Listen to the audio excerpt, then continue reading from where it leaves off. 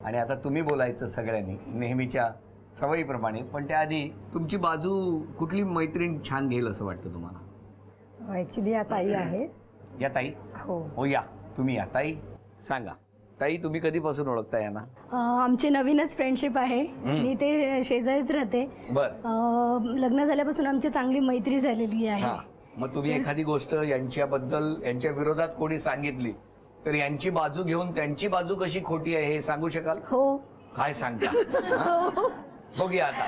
बरं, आमच्या या माऊलीमध्ये, या वहिनीमध्ये कुठला बदल तिने स्वभावात केला पाहिजे, किंवा कुठली एखादी खटकणारी गोष्ट आहे, किंवा काय सांगावं की जेणेकरून तिने बदल करावा? काय सांगाल तुम्ही? तुमच्यापैकी कोण बोलेल? आमच्या सगळ्या बहिणींकडे दोघांनी यायला हवं. थोडक्यात तक्रार अशी आहे की या बहिणींकडे जात नाही.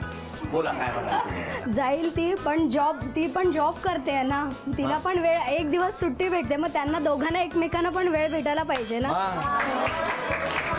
आम्हाला कधी येणार असं कार्यक्रम वगैरे असेल तर गेट टुगेदर होतोच ना आपला. असंही त्या निमित्ताने निश्चित भेटणार आणि ती वेळ देणार याची खात्री आहे मला. कार्यक्रम करा, मग येतील. अजून भेटायचं निमित्त काढूया. प्रियांका ही माझी मुलगी आहे. बोला. पण शेंडेफळ असल्यामुळे थोडी हट्टी आहे. तिने हट्ट थोडा कमी केला पाहिजे. बोला बोला. काय हट्ट नेमकं? म्हणजे हट्टी आहे ठीक आहे, पण करेल ती, ऍडजस्ट करशील ना. अभिषेक माझा मुलगा आहे, त्याचप्रमाणे प्रियांका ही माझी मुलगी झाली आहे. पण मला थोडंसं वाटतं की आता शेंडेफळ असलं तर ह्या घरात ही मोठी सून आहे, अधिकारानं वागावं आणि सगळ्या जबाबदाऱ्या घ्याव्यात. घेईल जबाबदाऱ्या. थोडीशी सवय होऊ द्या. नवीन आहे ना, मी पण नवीन असताना असंच होणार ना. आताच रुळेपर्यंत थोडासा वेळ द्यायला पाहिजे. त्या आई वडिलाकडे केला, इकडं केला, ती संयमच आहे. म्हणजे हट्ट करायचा केला तर चालेल, पण तो नियमानुसार आणि थोडासा प्रमाणात असावा असं वाटतं. अजून कोण बोलणार? मी प्रियंकाचे सासरे, अभिजितचे वडील. खरं म्हणजे आमच्या घरात 4 लोकांचं कुटुंब आहे. आम्ही दोघं, आमची 2 मुलं.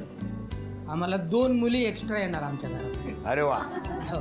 तर त्या दृष्टिकोनात आम्ही जसं मुलीसारखं प्रेम करतो त्याच प्रकारे तिने आईवडिलांसारखं आमच्यावरती प्रेम करावं. आणि एक्सपेक्टेशन म्हणजे त्यांच्याकडून आम्हाला दुसरी काहीही अपेक्षा नाही.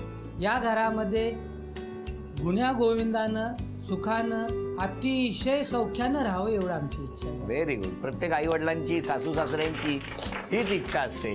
पण आत्ता या खेळामध्ये आपण बघणार आहोत की या तुमची जी काही ओळख आहे, आत्ता किती बक्षिसं त्यांना तुम्ही मिळवून देत आहे. हां, खेळ सोपा आहे.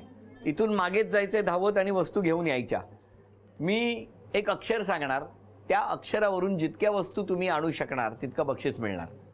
पहिल्या 5 वस्तू आणल्यानंतर ही चिंचपेटी यांना मिळणार. पण 5 वस्तू नंतरच्या प्रत्येक वस्तूला, प्रति वस्तू 200 रुपयाचं बक्षीस तुम्हाला मिळणार. हां, तयार आहात? हो. मी बदलतो, अक्षर देत नाही, रंग देतो. रंग आहे पिवळा. वेळ सुरू झाली.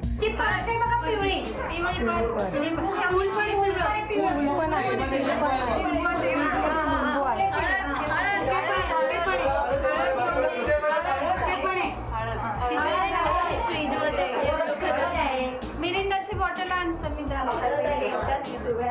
मिरिंडाची बॉटल फ्रीज मधला लिंबू घेऊन आणि मिरिंडा. 40 सेकंद झाली. 1 मिनिट 20 सेकंद राहिलेले आहेत फक्त.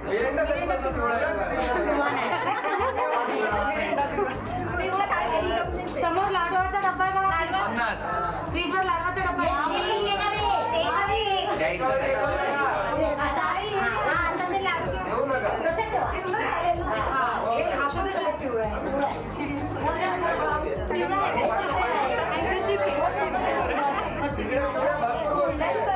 हा सोनेरी आहे, हा उपयोग नाही. आमची काढा तुमची एकत्र. 30 सेकंद राहिली. 30 सेकंद. लिंबू लिंबू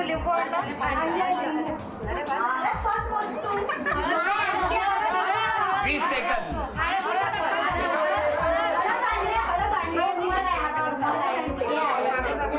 10, 9, 8, 7, 6, 5, 4, 3, 2, 1.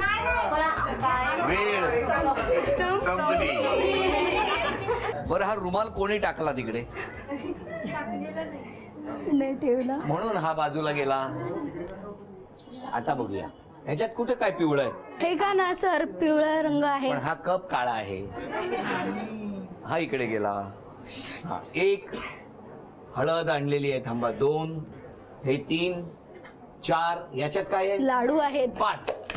चला, 5 वस्तूंमध्ये ही चिंच पेटी तुम्हाला मिळाली. चला, पिवळं 1, लिंबू 2, हे पिवळं झाकण 3. 600 रुपयाचं बक्षीस तुम्हाला मिळालं. केप्र यांच्याकडून ही भेटवस्तू तुमच्यासाठी.